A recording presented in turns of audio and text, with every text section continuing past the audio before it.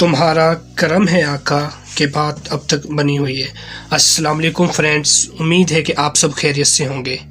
आज की इस वीडियो में मैं आपको कट मार्कर 605 की मदद से सीन और शीन बनाना सिखाऊंगा। के लिए सबसे पहले कलम कीजिए जो नोक है ऊपर वाली, ये जो ऊपर की नोक है यहाँ से इसका सिरा बनाना और फिर पूरी कलम को रखकर इस्तेमाल करना। सीन का सर बनाना यहाँ से ऐसे बन गया। इसके बाद फिर पूरी कट मार्कर को रखा ऐसे।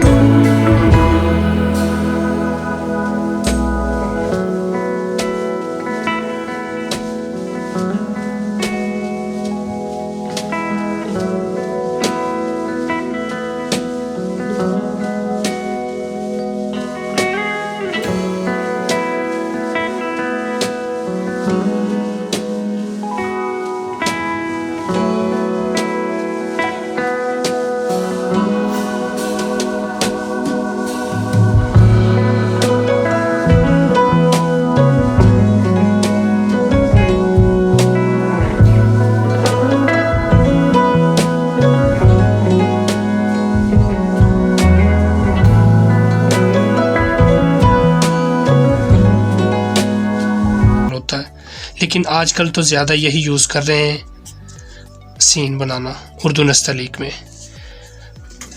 तो उम्मीद है कि आपको सीन बनाने का तरीक़ाकार पता चल गया होगा।